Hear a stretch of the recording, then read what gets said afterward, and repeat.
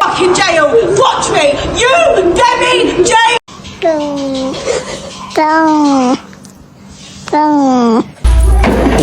Sorry.